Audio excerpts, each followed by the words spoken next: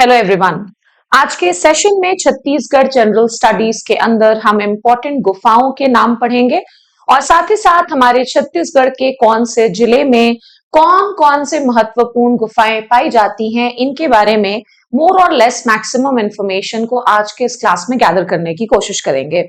मैं अगर अपना इंट्रोडक्शन दूं तो आप में से मैक्सिमम बच्चे जो इस लेक्चर को देख रहे होंगे, मैक्सिमम लोग मुझे जानते हैं। मेरा नाम है निशात परवीन। आई have qualified Chhattisgarh public service commission assistant professor botany exam. अब ये बताना जरूरी नहीं होता है, लेकिन मैंने इंट्रोडक्शन इसीलिए दिया बिकॉज कुछ बच्चों को ऐसा लग सकता है कि मैम तो भाई एग्रीकल्चर स्टूडेंट हैं, एग्रीकल्चर वो बहुत अच्छा पढ़ा लेती हैं, हम जानते हैं, लेकिन छत्तीसगढ़ कैसे पढ़ा लेंगी। तो इसीलिए मैंने मेंशन किया खास तौर पे कि मैंने सीजीपीएससी असिस्टेंट प्रोफेसर बॉटनी का एग्जाम क्वालिफाई किया है और सीजीपीएससी एपी एग्जामिनेशन में 2 सेक्शंस में पेपर होता है। पहला पेपर छत्तीसगढ़ का जनरल स्टडीज ही होता है और साथ ही साथ दूसरा पेपर जो होता है वो बॉटनी का होता है। So I have qualified that and I have a very good experience of teaching Chhattisgarh also. I am sure कि मैं जितना पढ़ाऊंगी, अगर आप उतना पढ़ेंगे तो सीजी व्यापम एग्रीकल्चर टीचर जैसे एग्जामिनेशंस में पूछे गए छत्तीसगढ़ के क्वेश्चंस को आप डेफिनेटली सॉल्व करोगे। जैसा कि मैंने पहले ही आप सभी को बताया कि हमारा आज का टॉपिक है छत्तीसगढ़ में पाए जाने वाले गुफाओं के नाम। अब ये क्यों जरूरी है, केव्स का क्या इंपॉर्टेंस रहा है हिस्ट्री में, ये भी समझना बहुत ज्यादा जरूरी होता है। एक्चुअली जो गुफाएं हुआ करती हैं उसको अक्सर पुराने जमाने के लोग पुराने समय में एज शेल्टर मतलब क्या होता है, जहां पर इंसान किसी भी तरह के विपरीत परिस्थिति से अपने आप को बचा सकता है। मान लो तेज बारिश हो रही है, तो गुफा में जाकर के अगर थोड़ी देर वहां पर जाकर के रेस्ट कर ले तो वो उस विपरीत परिस्थिति से अपने आप को बचा सकता है। इसके अलावा गुफाओं का कहीं ना कहीं पेंटिंग्स में बहुत ज्यादा इंपॉर्टेंट रोल रहा है। तो आर्ट वगैरह की भी स्टडी करने के लिए, कला से रिलेटेड स्टडीज करने के लिए भी केव्स का बहुत इंपॉर्टेंस रहता है हिस्ट्री में। इसके अलावा बहुत सारे ऐसे लोग हुए जिन्होंने इंपॉर्टेंट गुफाओं के अंदर मेडिटेशन किया, उन्होंने स्पिरिचुअल ब्लेसिंग्स ली। तो इस एस्पेक्ट में भी केव्स का हिस्टोरिकल इंपॉर्टेंस होता है। तो केव्स मेनली 3 चीजों के लिए यूज किए जाते थे, शेल्टर, इसके अलावा आर्ट से रिलेटेड इंपॉर्टेंस है इसका, और साथ ही साथ स्पिरिचुअल एस्पेक्ट से भी गुफाओं का अपना अपना काफी इंपॉर्टेंस रहा है। वैसे ये सवाल तो नहीं आएगा, लेकिन फिर भी किसी भी टॉपिक को शुरू करने से पहले हमें एटलीस्ट उसका बेसिक आइडिया होना चाहिए। इसके अलावा क्योंकि तुम में से कुछ बच्चे ऐसे हो सकते हैं जिन्होंने जस्ट अभी अपना ग्रेजुएशन कंप्लीट किया हो या पीजी कंप्लीट किया हो और उनका छत्तीसगढ़ जनरल स्टडीज से कोई लेना देना ही ना रहा हो, तो आपको मैं बता दूं कि हमारे छत्तीसगढ़ को 5 संभागों में बांटा गया है। संभाग को इंग्लिश में कहते हैं डिवीजन, और वो कौन कौन से डिविजन्स है आंखों को बंद करके एक बार मेरे साथ रिवाइज कर लेना।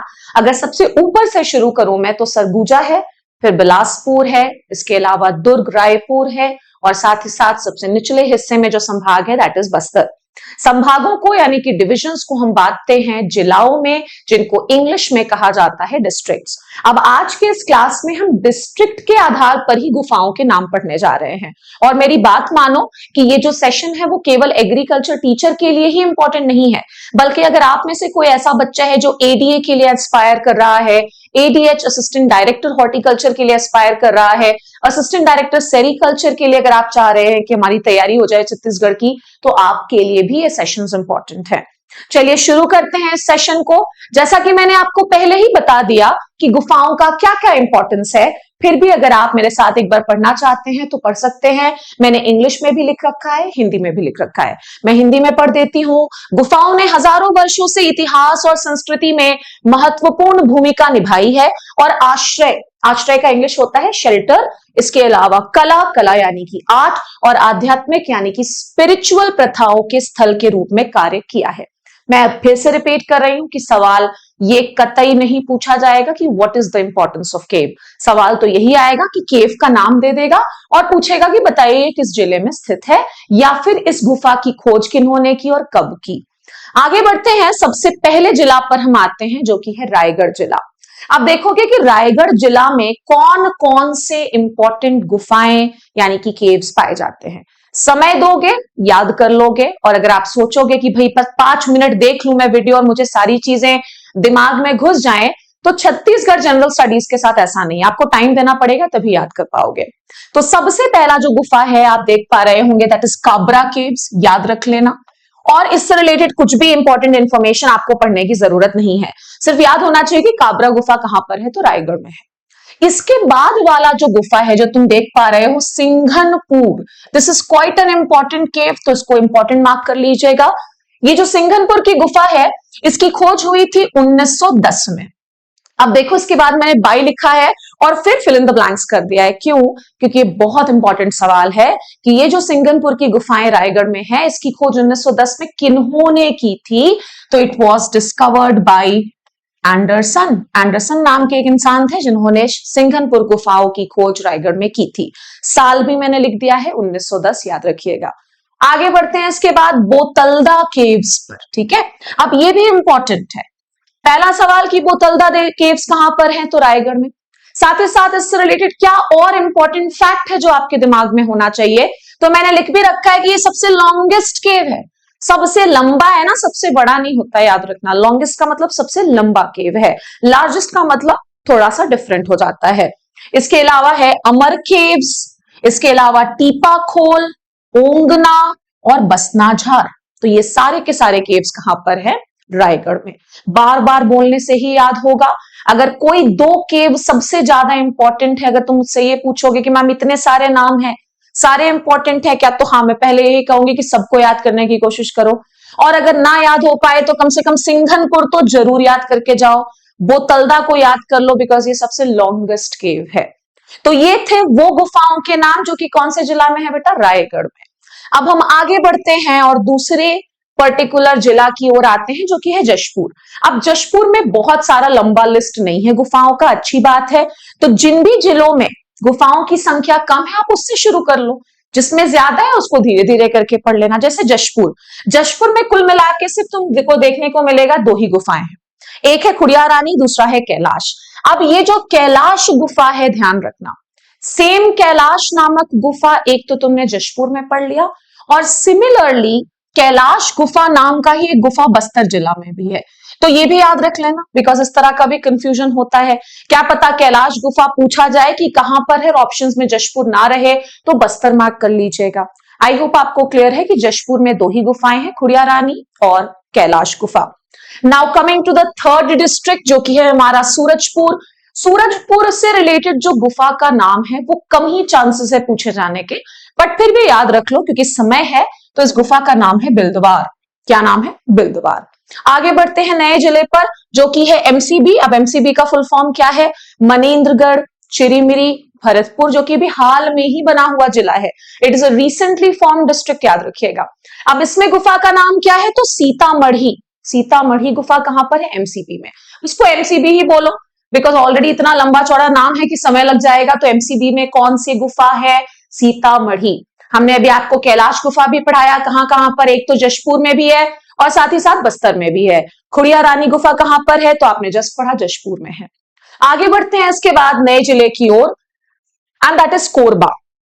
कोरबा में भी पाए जाने वाले गुफाओं के नाम कभी कभार पेपर में पूछे जाते हैं। जैसे कि सबसे पहला है लाफा, इसके अलावा हाथी मढ़ा, इससे पहले सीतामढ़ी पढ़े थे तुम और अभी पढ़े हो हाथी मढ़ा, और साथ ही साथ है शंकर खोल। क्या नाम है, शंकर खोल।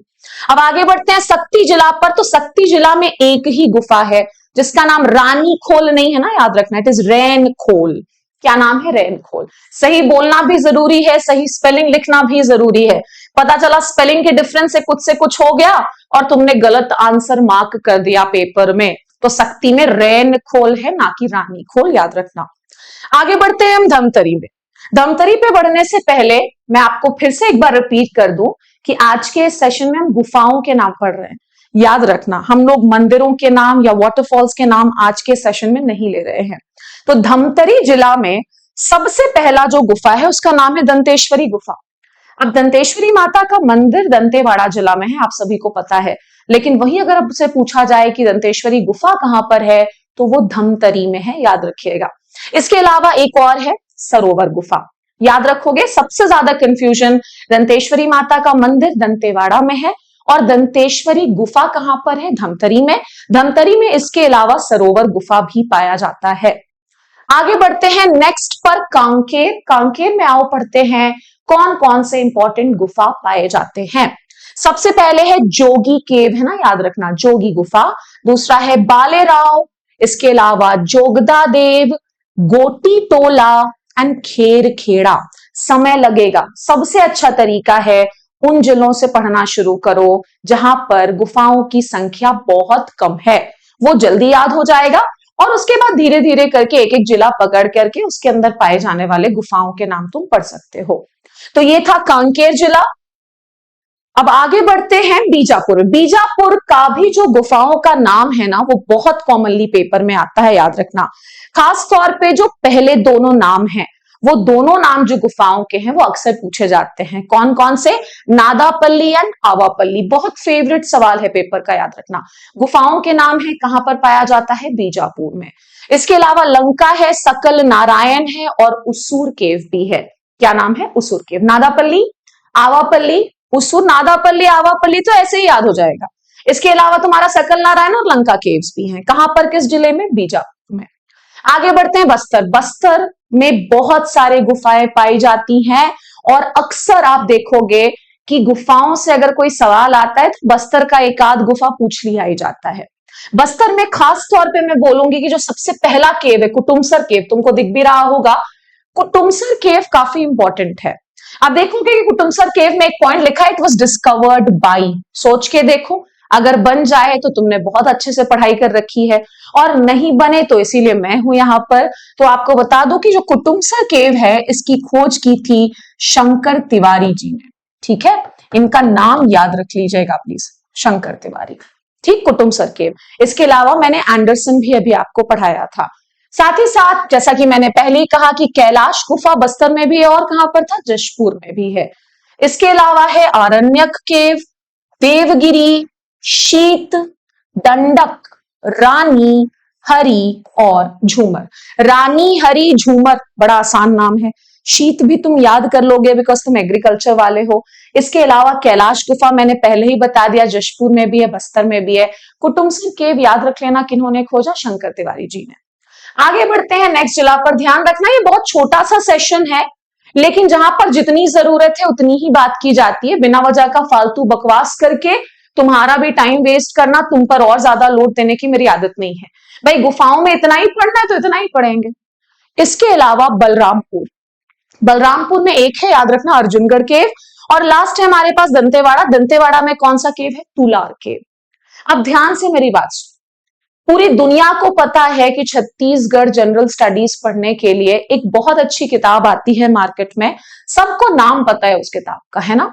उसके 2 वॉल्यूम्स आते हैं, वो भी ये मोटे मोटे वॉल्यूम्स हैं। अब पिछले बार जब एग्रीकल्चर टीचर का पेपर हुआ था तो मार्क्स ज्यादा थे, ठीक है, उसमें भी 10 सवाल आए थे। छत्तीसगढ़ जनरल स्टडीज से केवल 10 नहीं था, उसमें इंडिया का भी जनरल नॉलेज था। कुल मिला के 10 क्वेश्चन। अब क्या है, आपको पता होगा कि मार्क्स की संख्या कम होने वाली है, तो हो सकता है 10 सवाल ना आए जनरल स्टडीज से, हो सकता है 7 ही सवाल आए। तो भाई उतने सारे बुक को कैसे याद रख पाओगे तुम? इसीलिए जिस तरह से मैं पढ़ा रही हूँ शॉर्ट एंड स्वीट तरीके से, उतना पढ़ने लगो।